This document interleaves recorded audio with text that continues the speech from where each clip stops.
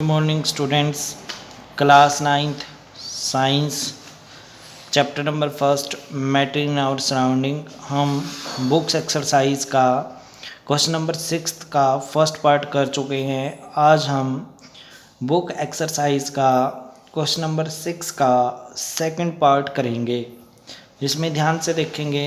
N iron अलमीरा is a solid at room temperature.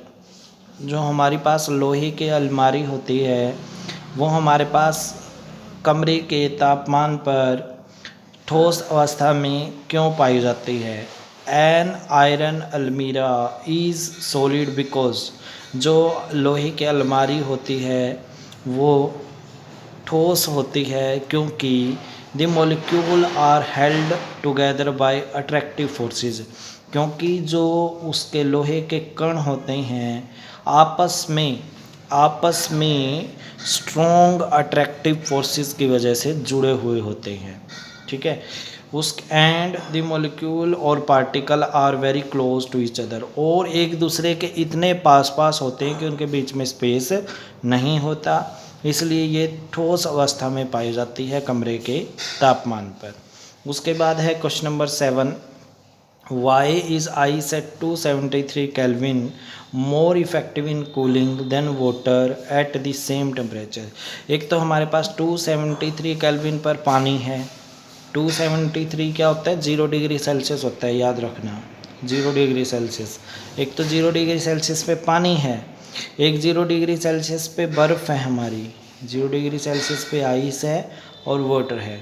दोनों में कौन ज़्यादा इफेक्टिव होगा कूलिंग के लिए? आइस होगी, क्योंकि आइस है जो वो ठोस अवस्था में है, उसमें ज़्यादा एनर्जी नहीं है, कम एनर्जी है। ज़्यादा एनर्जी किस में है? अभी एनर्जी, क्योंकि यहाँ हम बात करेंगे लैटेंट हीट ऑफ फ्यूज़न की।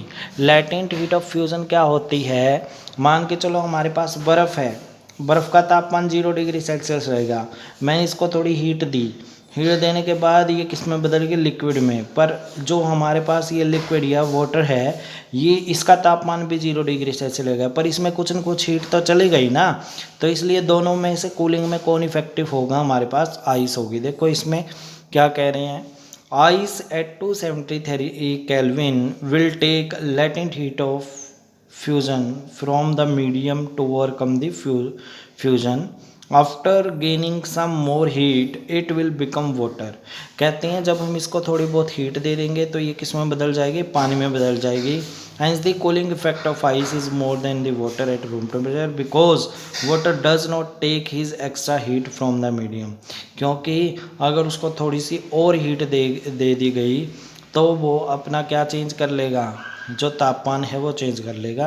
0 डिग्री सेल्सियस पे 1 पे आ सकता है, 2 पे आ सकता है। अगर आइस में थोड़ा बहुत तापमान चले गया तो वो 0 डिग्री ही रहेगा, क्योंकि उसमें लेटेंट हीट ऑफ फ्यूज़न नहीं गई, लेटेंट हीट ऑफ फ्यूज़न नहीं गई। इसीलिए लेटेंट ऑफ फ्यूज़न क्या होती है? स्टेट चेंज करने के लिए यूज़ की जाती है, पर टेम्परेचर वही रहता है। उसके बाद है what produce more Surf burn. अब देखो ये बताना है कि ज़्यादा कौन जला सकता है, बॉइलिंग वाटर उबलता हुआ पानी या स्टीम। स्टीम मतलब हमारे पास भाप। एक तो भाप है हमारे पास, पानी की भाप नहीं होती वो वाली, बॉइलिंग वाटर उबलता हुआ पानी, उबलता हुआ जल। ठीक है, steam produce burn as compare to boiling water. कहते हैं जो हमारे पास भाप होंगी वो ज़्यादा जलाएंगी उबलते हुए पानी से। क्यों? क्योंकि this is because in steam molecule have higher kinetic energy.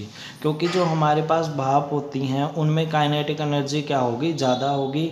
अगर काइनेटिक एनर्जी ज़्यादा है तो वो ज़्यादा एक स्थान से दूसरे स्थान पर जाएंगे, इसलिए वो मोर बर्न कर सकते हैं दैन बॉइलिंग वाटर, उबलते हुए पानी से। क्योंकि उबलता हुआ पानी तो एक जगह पे ही रहेगा, पर भाप एक जगह पे नहीं रहेगी, क्योंकि उसकी काइनेटिक एनर्जी क्या है? ज़्यादा है।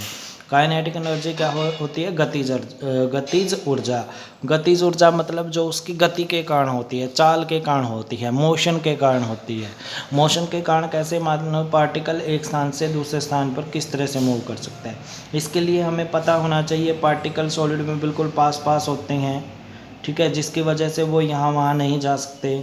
लिक्विड में थोड़े दूर होते हैं, वो ईज़िली यहाँ से वहाँ तक जा सकते हैं। गैसेस में बहुत दूर दूर होते हैं जिसकी वजह से वो मोर ईज़िली जा सकते हैं एक स्थान से दूसरे स्थान पर। तो इसीलिए काइनेटिक एनर्जी सबसे ज़्यादा किसकी होती है हमारे पास, गैसेस की होती है। किसकी होती है, गैसेस की होती है, याद रखना। ये आपके क्वेश्चन आंसर हैं, यही आपने मेमोराइज़ करने हैं। Okay dear students, have a nice day.